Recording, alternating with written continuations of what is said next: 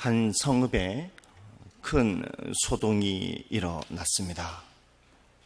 왜냐하면 주전 6세기 스가랴 선지자가 선포했던 그 나귀를 타신 왕이 예루살렘 성전으로 입성했기 때문입니다.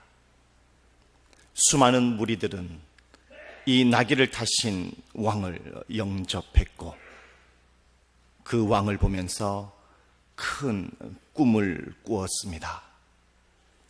이 로마의 고통 가운데 속에서,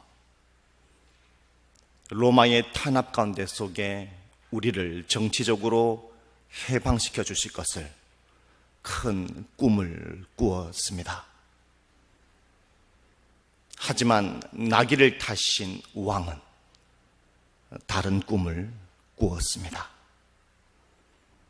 다른 꿈을 꾸었던 이 왕은 어떠한 왕일까요? 예수님의 제자 중에 한 명인 마태는 주전 6세기에 스가랴 선지자가 선포했던 그 말씀을 오늘 5절 말씀에 이렇게 인용하고 있습니다. 시온 딸에게 이르기를 내 왕이 내게 임하나니 그는 겸손하여 나귀 곧 멍에 매는 짐승의 새끼를 탓도다 하라 하였느니라. 주전 6세기 스가랴 선지자도 오늘 마태도 나귀를 타신 이 왕을 어떠한 왕이라고 결론 짓냐면 바로 그분은 겸손한 메시아다라고 한마디로 정의하고 있습니다. 그는 겸손한 왕이시기에 그가 하나님의 아들이시고 이 세상의 왕임에도 불구하고 예루살렘 성전으로 입성하시면서 그는 거대한 꿈을 꾸지 아니하였습니다. 아주 겸손하고 아주 소박한 꿈을 꾸며 예루살렘 성전으로 들어가셨습니다. 예수님과 제자들이 감난산 벳바게에 도착했을 때에 예수님은 두 제자에게 아주 멋있는 말, 전쟁의 승리를 상징하는 말을 가지고 오라고 말씀하지 아니하시고 아주 초라하고 볼품 없고 묵묵히 짐을 신고 가는 나귀와 나귀 새끼를 풀어 내게로 가지고 오라고 말을 했습니다. 그는 겸손한 왕이셨기 때문에 소박한 꿈을 꾸고 나귀 새끼를 선택하며 그분은 또한 아주 멋있고 권위 있는 왕관이 아니라 그분은 피 묻은 가시면류관을 선택하셨습니다. 그분은 겸손한 왕이셨기 때문에 그는 아주 넓은 왕의 대로를 선택한 것이 아니라 아주 좁고 험악한 십자가의 길을 선택하셨습니다. 여러분, 무엇 때문에 주님께서 멋있고 화려한 말 대신에 나귀를 선택하셨을까요? 주님은 무엇 때문에 권위 있는 왕관 대신에 피 묻은 가시면류관을 선택하셨겠습니까? 그분은 무엇 때문에 왕의 길을 놔두고 십자가의 고난의 길을 선택하셨을까요? 그것은 바로 나 때문입니다. 나의 허물 때문입니다. 내가 죄악 가운데 속에 묶여 있는 나를 풀어주시기 위해서 오늘도 세상에서 허덕이고 감정적이고 혈기로 삶을 살아가는 나를 위해서 오늘도 슬픔에 젖어 혼자 울고 삶을 포기하고 싶고 고통 가운데 속에 삶을 살아가는 나 자신을 풀어주기 위해서 바로 예수님은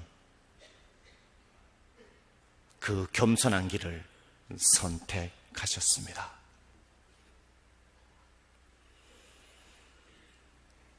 한 선교사님이 있습니다.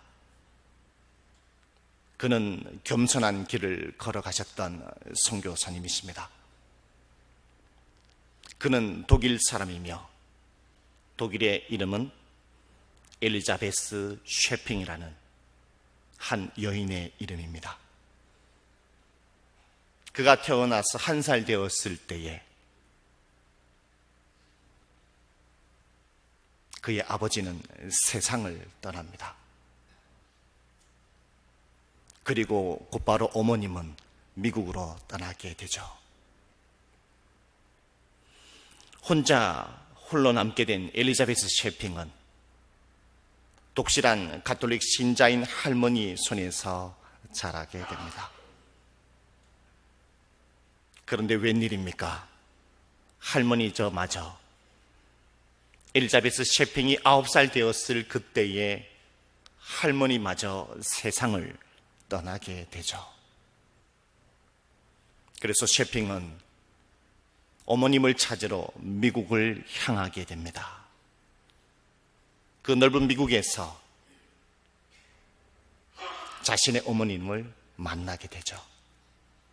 미국에서 고등학교를 다니고 간호학교에 들어가게 됩니다.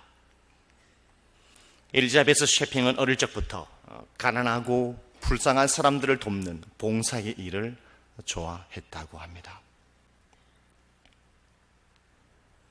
어느 날 엘리자베스 쉐핑에게 친구가 찾아와서 이렇게 이야기합니다. 지금 조선의 땅에 아주 잘 훈련된 여자 간호사 한 명을 필요로 하고 있습니다. 이러한 소식을 친구가 전해주죠. 엘리자베스 쉐핑은 이 말을 듣고 하나님께서 조선 땅을 위하여 나를 부르시는구나 라는 하나님의 음성으로 받아들이고 그는 조선을 향하는 배를 타고 길을 떠납니다. 엘리자베스 쉐핑은 이 조선의 땅에 와서 광주에 머물면서 아주 연약한 나병 환자들을 돌봅니다. 그리고 길가에 버려진 고아들을 자신의 자식으로 삼습니다. 그리고 조선의 땅에서 아이를 낳지 못한다고 해서 집안에서 쫓겨나는 연약하고 슬픔 많고 한 맺힌 조선의 여인들을 보살핍니다. 광주의 시민들은 그 독일 사람을 보고 너무나 감격하여 자신의 독일의 이름을 버리고 한국의 이름 서서평이라는 이름을 가지고 살아가는 이 여인을 향하여 이렇게 이름을 불렀다고 합니다. 서서평 선교사님은 광주의 어머님이십니다. 광주의 어머니가 서서평 선교사님이십니다라고 이름을 불렀다고 합니다. 그가 세상을 떠날 때에 남긴 재산은 반쪽짜리 담요 하나요, 동전 7정과 강냉이 2혼만을 남기고 세상을 떠났다고 합니다. 그의 죽음의 병명은 영양실조로 세상을 떠났다라고 판명받았습니다. 서서평 선교사님이 늘 자기 자신의 침대에 써놓았던 한 말이 있습니다. Not success, but serve. 성공이 아니라 섬김이다. 주님, 내가 조선의 땅에 온 것은 성공을 위하여 온 것이 아니라 제약에 묶여 있고 질병에 묶여 있고 고통 가운데 속에 묶여 있고 조선의 여인들이 한 맺힌 가운데 속에 묶여 버려진 이 아이들을, 제약에 묶여져 있던 이 조선의 사람들을 주님의 이름으로 풀어주기 위하여 나를 겸손의 사람으로 이곳에 보내셨습니다. 서수병 선교사님은 이렇게 꿈을 꾸었습니다.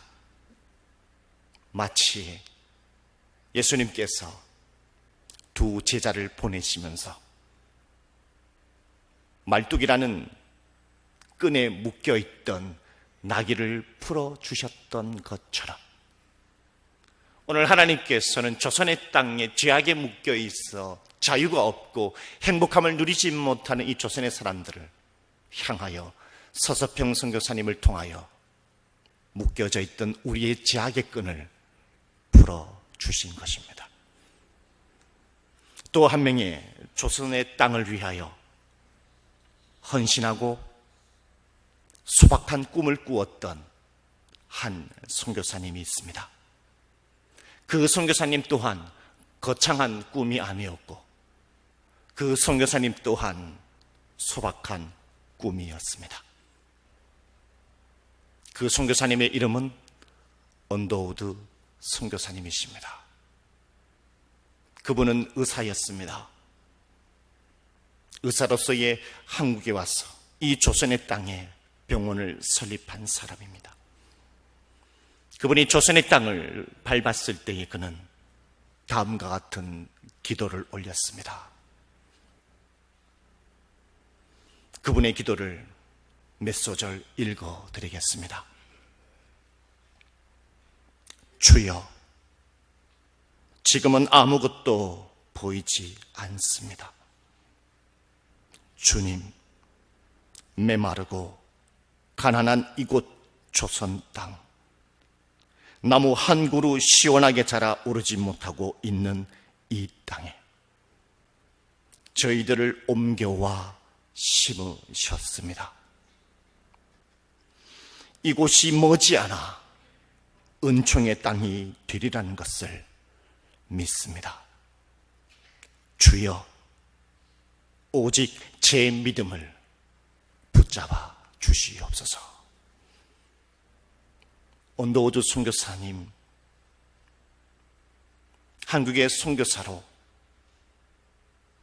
보내심을 받았을 때에 조선을 향한 이 기도를 보면 그의 꿈과 그의 기도는 화려하지 않았습니다.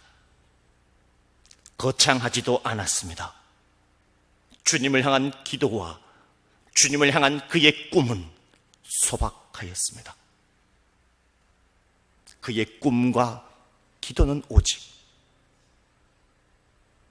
머지않아 이 조선 땅이 은총의 땅이 되리라는 것을 주님, 나는 믿습니다. 그것을 꿈꾸며 그는 그것을 기도하였습니다. 살아계신 하나님께서는 바로 머지않아 이 은총의 땅이 되리라는 것을 꿈꿨던 이 언더우드의 기도와 꿈을 통하여 이 조선의 땅은 수많은 교회가 세워지는 은총의 땅으로 변하게 되었습니다. 그 은총의 땅이 이 자리에 서 있는 김은규 목사요, 이 은총의 땅이 오늘 신강교회 성도님들 한 분 한 분이 은총의 땅입니다. 오늘 대한민국이 전 세계 수많은 사람들에게 선교사님을 보냅니다. 한 사람의 거창한 꿈과 한 사람의 거창한 화려한 기도가 아니라 한 사람의 소박한 꿈과 기도로 우리는 예수님께서 두 제자를 보내시면서 말뚝에 묶여있는 나귀를 풀어주셨던 것처럼 하나님의 언더우 선교사님의 기도와 꿈을 통하여 죄악과 흑암과 어둠의 권세와 세상의 미신에 묶여있던 저와 여러분을 풀어주셨습니다. 어찌 감사하지 아니할 수 있겠습니까? 오늘 여러분은 어떠한 꿈을 꾸고 어떠한 기도를 하며 삶을 살아가고 있습니까? 서서병 선교사님의 꿈과 기도, 언더우드 선교사님의 꿈과 기도는 소박하여 그의 신앙에는 순수함이 있었습니다. 오늘 여러분은 이 자리에 예배를 드리러 나왔습니다. 여러분의 찬양이 얼마나 순수합니까? 여러분의 기도와 여러분의 헌신이 얼마나 순수합니까?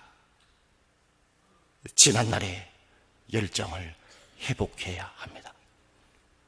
지난날의 소박한 기도를 회복해야 합니다. 지난날의 소박한 찬양을 회복해야 하며 지난날의 순수했던 전도의 열정을 회복해야 하지 않겠습니까? 오늘 바로 예수 그리스도께서도 소박한 꿈과 기도를 가지고 예루살렘 성으로 입성하셨습니다. 수많은 사람들은 이 예수 그리스도를 우리의 왕이라고 생각하면서 이 왕을 영접하며 이렇게 소리쳤습니다. 호산나, 호산나 다윗의 자손이여 호산나 찬송하리로다.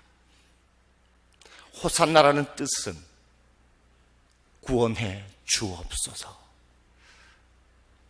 주여, 나귀를 타신 겸손의 왕이여, 로마의 핍박과 찌든 이 삶 가운데 속에서 우리를 구원하여 주시옵소서. 구원하여 주시옵소서. 종려나무 가지를 꺾고 그분을 위하여 펼쳤던 수많은 무리들이 그렇게 외쳤습니다. 겸손의 왕은 이러한 소리를 듣고 예루살렘 성전으로 들어가시면서 그는 소박한 꿈을 꾸기 시작했습니다. 그는 예루살렘 성전에서 하신 일은 무엇이냐? 수많은 군사들을 초능력을 가지고 이들을 정치적 가운데 속에서 구해낸 것이 아니라 예루살렘 성전에 들어가서 첫 번째 하신 일은 무엇이었냐? 예루살렘 성전 안에서 비둘기를 팔고 가축을 팔고 하나님의 성전을 더럽혔던 그 성전을 깨끗게 청소하는 작업을 하셨습니다. 비둘기 파는 사람들을 엎으시고 주님께서는 이렇게 말씀하셨습니다. 내 집은 만민이 기도하는 집인데 어찌하여 강도의 소굴로 만드느냐? 어찌하여 강도의 소굴로 만드느냐고 주님이 말씀하시고 꾸짖으셨습니다. 왜 소박한 왕은 호산나 찬송하리다 그들의 구원에 달하는 메시지를 듣고서도 그는 왜 그들을 해방시키기보다는 성전 청소를 먼저 하셨을까요? 주님께서 예루살렘 성전으로 입성하실 때에 예수님께서는 예루살렘 성전을 보고 눈물을 흘렸다고 합니다. 그리고 그들을 향하여 이 성전을 무너뜨리라. 내가 다시 3일 만에 이 성전을 세우겠다라고 주님이 말씀하셨습니다. 주님이 말씀하신 대로 십자가에서 자신의 몸을 죽이시고 하나님의 성전을 3일 만에 세우셨습니다. 그 이유는 바로 예루살렘 성전에서 비둘기 파는 것에 묶여서 예배를 드리지 못하고 하나님 앞에 예배를 드리기보다는 가축을 얼마나 많이 팔아야 되겠느냐, 얼마나 많은 수입을 벌어야겠느냐, 이 수입을 통해서 얼마나 내가 잘 살아야겠느냐, 까지 삶에 묶여서 진정으로 예배를 드리지 못하는 이스라엘 백성들, 이 시대의 삶을 살아가는 저와 여러분들, 그 모든 것들로 우리를 풀어주셔서 참된 성전이 되게 하기 위하여, 참된 예배자가 되게 하기 위하여 성전에서 소박한 꿈을 꾸고 성전 청소를 하셨던 것이었습니다. 그리고 주님은 이 예루살렘 성전에서 두 번째 꿈을 꾸십니다. 14절 말씀에 이런 말씀이 있습니다. 맹인과 저는 자들이 성전에서 예수께 나오매 고쳐주시니 말씀합니다. 그 예루살렘 성전에 앞을 보지 못하는 사람이 있었습니다. 제대로 길을 걷지 못하는 다리 저는 사람이 있었습니다. 그들은 일평생 앞을 보지 못하는 것에 묶여서 고통 가운데 속에, 아픔 가운데 속에, 꿈에도 소원은 보는 것이 꿈이었던 그들 가운데 속에 주님은 그들의 눈물을 닦아주십니다. 마치 주님께서 두 제자를 보내셔서 말뚝에 묶여져 있는 나귀를 풀어주셨던 것처럼 맹인에 묶여져 있던 앞을 보지 못하는 이 어둠에 죄악의 저주의 끈을 풀어주십니다. 일평생 올바로 걷는 것이 그의 꿈이었던 다리 저는 사람, 일평생 올바르게 걷는 것이 그의 꿈이었던 다리 저는 사람에 묶여있는 질병의 저주의 끈을 주님은 풀어주십니다.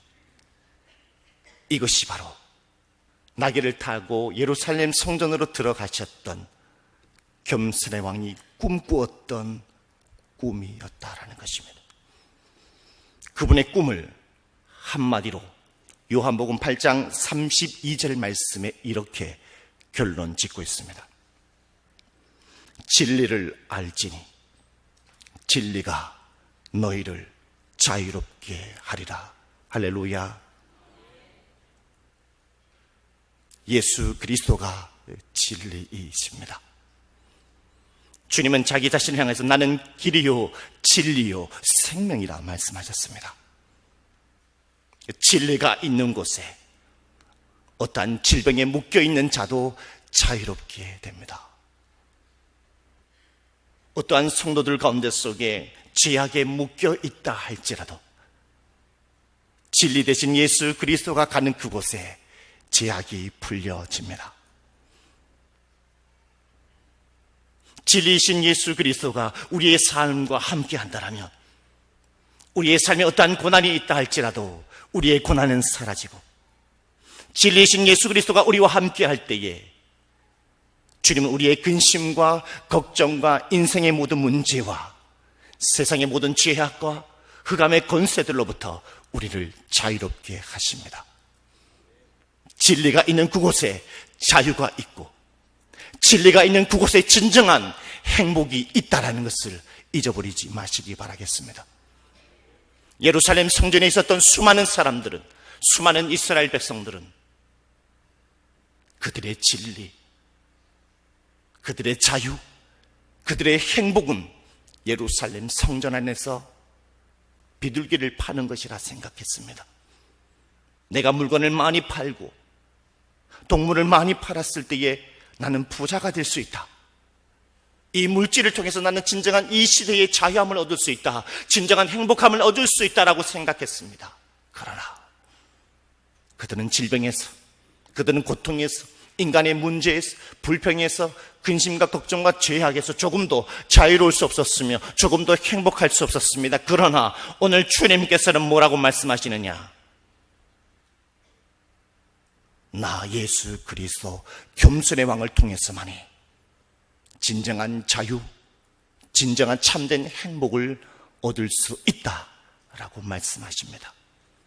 그 진리이신 예수 그리스도가 여러분과 함께하고 있음을 고백하시기 바라겠습니다. 여러분, 우리가 이 시간에 예배를 드리고 있다는 것은 저와 여러분이 참된 자유를 가지고 참된 행복을 가지고 오늘 이 시간에 있다는 것입니다. 그렇다면 우리는 이 시간에 어떻게 결단해야 하겠습니까? 한 예화를 들고 오늘 설교를 마치려고 합니다.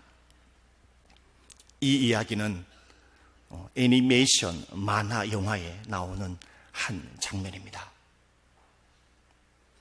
한 나귀 주인이 아침 이른 새벽에 일어나서 자기가 잡은 물고기를 나귀 등에다가 신습니다. 자기가 잡은 이 물고기들을 나귀에 실어서 시장에 팔아 많은 수입을 받을 거라는 생각을 가지고 나귀를 끌고 언덕을 올라갑니다. 근데 나귀는 언덕을 올라가면서 이리저리 살피기 시작했습니다. 구불구불한 길을 살피고 저 가파른 언덕을 보면서 나귀는 꾀를 내기 시작했습니다. 그리고 나귀는 가파른 그 언덕길에서 피곤하여 그만 주저앉아 버리고 맙니다. 나귀 주인은 이 나귀를 때리기도 하고 달래기도 하고 맛있는 당근을 주면서 이 나귀를 데리고 가려고 하였지만 그 또한 너무나 피곤하여 잠이 들게 됩니다. 잠에 묶여있고 피곤에 묶여있던 이 나귀 주인과 나귀는 깊은 잠에 들게 되죠. 근데 눈을 떠보니까 한밤중이었다라는 것입니다. 이제 어떡하나? 이제 이 물고기는 어떡하나? 이 밤중에 어떻게 하나? 전전긍긍 가운데 속에 있을 때에 이 나귀 주인은 번뜩 드는 생각이 있었습니다. 그가 가지고 있던 카세트를 틀면서 이 노래를 틀어주었습니다. 그 노래는 무엇이었냐? 구주 예수 의지함이 심히 기쁜 일일세 영생 허락받았으니 의심하주 없도다. 여러분 이 정도 나왔으면 같이 불러야 되지 않습니까? 같이 한번 불러보겠습니다. 1절요 시작. 구주 예수 의지함이 심히 기쁜 일일세 영생 허락받았으니 의심하주 없도다. 예수 믿는 것은 받은 증거 많도다. 예수 귀한 예수 믿음 더욱 주소서. 아멘. 이 찬양이 카세트에서 나오기 시작하는데 잠에 취해 있고 피곤에 묶여있던 당나귀의 눈이 번뜩 뜨기 시작합니다. 그리고 당나귀가 힘찬 발걸음을 하면서 이 찬양을 부르며 가파른 언덕길을 올라갔다라는 것입니다.